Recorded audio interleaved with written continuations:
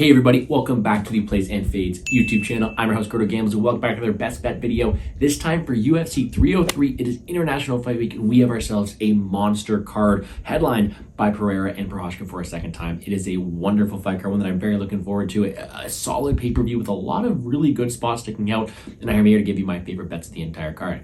As always, we're going to fly through this super quickly, going over my favorite bets on the card. I'm going to give out 6 on this channel, 3 money lines, 2 time props, and then 1 long shot, as well as keeping one of my favorite bets for last, and I'll post that on the Cool Bet Twitter account. Make sure to check them out there. Make sure to use code Gordo when you are signing up, link in the description down below. But let's get things started here. One of my favorite plays in the entire card is a money line play, a Canadian actually. We're taking Charles Jourdain right now on the money line Cool Bet minus 122. I just think this guy is the way more experienced guy. It wasn't long ago Jean Silva was a massive underdog in the Contender Series, and then getting a win over Weston Wilson, and now making equal to a guy in Charles Jourdain who has been there against Burgos, against all these good top fighters in the division. I think Jourdain has way more volume, way more minute winning equity, and it's just a guy who just has more ability to go out there and win in the judges' scorecards. I think he's got the durability, he's got the ability to go out there and push through adversity, and Jean Silva, not only have I seen him be hit, starts fights a bit slower, not really be the best minute winner, but as a guy who just missed weight, doesn't really have the same optics that a guy like Charles Jourdain does. And I think that in a fight that is largely going to be competitive on the feet, I favor the volume and the technicality and the level of experience of Charles Jourdain to get this done.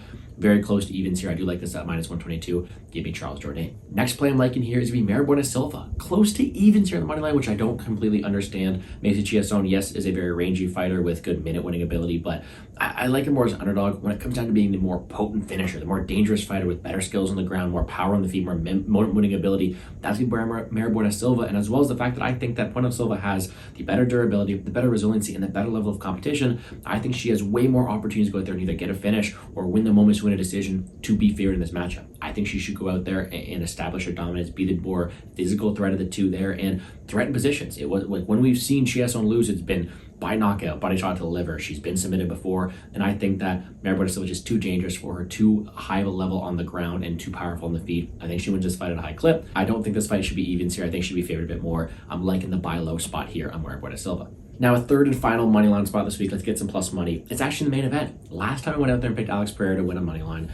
We cashed that one. We're pretty happy to do so. Now we're flipping sides. It's very hard to go out there and win back-to-back fights. We saw that in the Pereira versus Izzy trilogy here, but I think Prochazka is just being a bit undervalued this week. Plus 121 right now on DraftKings. We saw in that last fight where, yes, he was able to be knocked out, but he was building momentum. His crazy style was really confusing a guy like Alex Pereira. He was going out there throwing crazy things from the hip. We know he has a ton of power. We have seen Pereira knocked out before, and him mixing in takedowns, him threatening ground exchanges. Those are things I like to see. There are some refs who let that fight go a bit longer. We don't know really how Jiri reacts and recovers from that fight.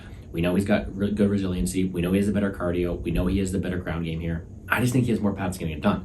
Of course, he can get knocked out again. I just don't think it's a 60-65% indication. I think Jiri has his potential to go out there, be awkward, be confusing, and land a big, powerful shot, whether that be leading to a takedown and ground success, or leading to a later finish with a cardio dump, or just knocking him out early. I think Jiri has more path to win than a plus 121 price tag entails, and I'm picking him to win. Shifting over to the time props, we actually have way better lines here on CoolBet than we do on any other market. We're getting the fight doesn't go in the Ricky Simón versus Vinicius Oliveira fight, minus 141. It's minus 170 places, minus 160. Minus 141, first fight of the night, and yes, Ricky Simón isn't the most potent finisher, but it's the style of Vinicius Oliveira that's going to bring the violence here. He's that guy with the highlight reel knockout of the year contender there last time against Sopaj, but he's a guy who is just more of an entertainer, more of a showboater. He's got a ton of power in his hands, and we have seen Ricky Simón knocked out, which is why it's a good play, but his grappling is still subpar. Sopaj was taking him down and landing in dominant positions, and although Ricky Simón hasn't been the most violent finisher, he is just levels above. He was just main eventing fights, and now he gets a guy, Vinicius Oliveira, who was losing rounds to Bernardo Sopaj, who can be taken down directly into mount. I think Ricky Simón can have a field day with him on the mat, but if it's on the feet,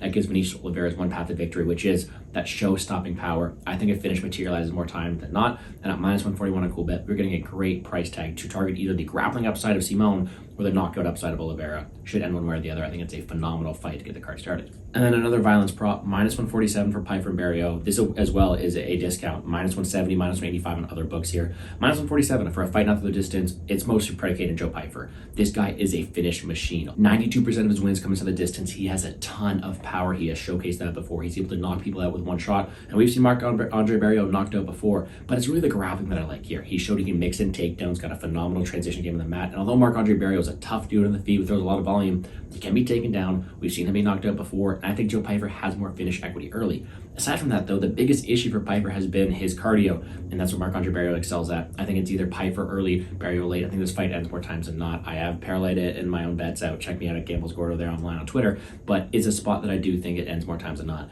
Give me the fight doesn't go the distance. And last but not least, let's give me a prop here. Let's go Martin Buday by KO. Again, not the prettiest of lines here, but really he's facing a 44-year-old guy here in Andrei Arlovski, a guy who has shown to quit a bit recently, a guy who has been knocked out by guys like Dontel Mays. And although Buday isn't necessarily the biggest KO threat, we have seen he does have power. Maybe Arlovski doesn't respond to strikes as good as he does at this point of his career. And plus 350 is a very generous line on a guy who, yes, is a heavyweight division where there's a lot of volatility. I do like this to come through here. Buday has shown to prioritize the KO instead of the submission. He's a guy who is going to have the size in this matchup, have potential ground and pound success. And Arlovski has got to give up in spots. For a guy who's minus 250 to win, I just think this is a pretty generous price tag for a major win condition for Buday, which is that knockout against an older guy here. I think it happens more times than not. Give me plus 350 in the KO line. And that's going to do it for me here on the Plays and Fades YouTube channel. Quickly running through what we're playing. We're taking Charles Jourdain on the money line, Maribuena Silva on the money line. We are also taking Jerry Prochazka, the main event on the money line. The under, the fight doesn't go in the Barriault versus Piper fight, the under in the Simon versus Oliveira fight, and the plus 350 KO prop on Martin Buday. If you want to see anything else I'm playing, check me out on Twitter at GamblesGordo. Check out my full card breakdown for DFS and draft. And check out my full card breakdown for both DraftKings and betting props here on the Plays and Fades YouTube channel. I wish everyone all the best of luck in all your DraftKings and betting endeavors this weekend, guys. Let's make some money.